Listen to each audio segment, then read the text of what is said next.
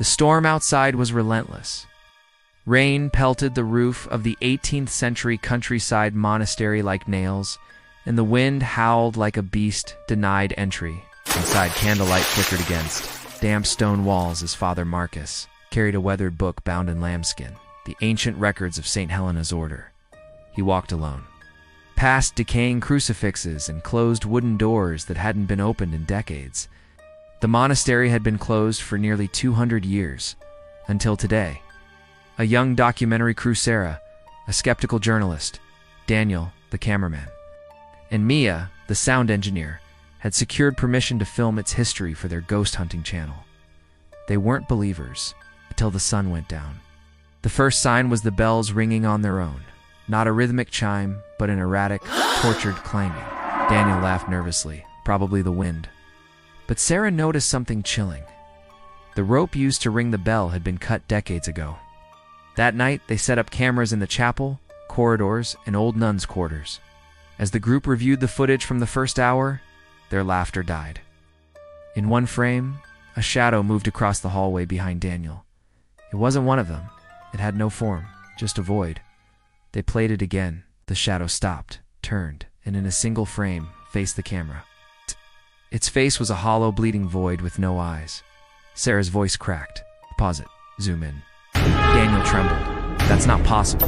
We were alone, and that night the monastery came alive. At 3:06 a.m., Mia woke to the sound of chanting, faint, feminine, and coming from behind the chapel wall, a wall that was solid stone. She followed the voice barefoot, whispering, "Hello, anyone there?" As she approached the altar, the chanting stopped. Then came the scratch. 3 deep claw marks appeared across her chest, tearing her shirt. She screamed, waking the others. Sarah rushed to her, only to freeze when Mia whispered. She said, "I'm marked. I belong to her now." They tried to leave. The doors wouldn't open, the windows sealed. Etzones, dead. Daniel, desperate, suggested they find Father Marcus, the historian assigned to oversee their stay. But his room was empty. Only a pool of black wax sat on the floor, still warm. As they searched the monastery, they discovered a sealed stairwell beneath the altar. Carved into the stone, "Deliver not the marked into the light." They descended. The air turned sour. The candles they carried blew out one by one, not by wind, but as if something exhaled over their shoulders. They reached a crypt.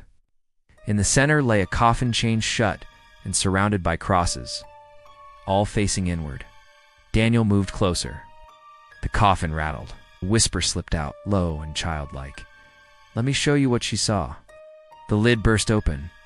A nun's corpse, mouth sewn shut, lay twisted inside, but her eyes were wide open, and they moved. The cross on Mia's neck snapped. She screamed, collapsing. Her body convulsed as the same 3 claw marks burned across her arms. Her mouth moved, but it wasn't her voice anymore. Saint Helena was not a saint. She made a pact, Sarah cried, dragging Mia away. Daniel, frozen, dropped the camera. The screen flickered. When it came back, he was gone. Only his shoes remained, placed neatly on the floor. Sarah ran. The chapel echoed with dozens of voices now, chanting backwards as if time itself was folding. The walls bled. The crucifixes turned upside down, one by one. Mia's eyes turned completely black. She whispered to Sarah, "You shouldn't have come here. She's awake now. And she's hungry." Then she smiled and bit her. Sarah's scream echoed down the empty corridor. By dawn, the monastery was silent again. The authorities found the camera 2 days later, still recording. The last frame showed Sarah crawling toward the lens, whispering with blood in her throat, "Don't let them in. The mark is ... forever." Then, silence. The tape ends with a flicker and a final whisper. "You watched. Now you're marked."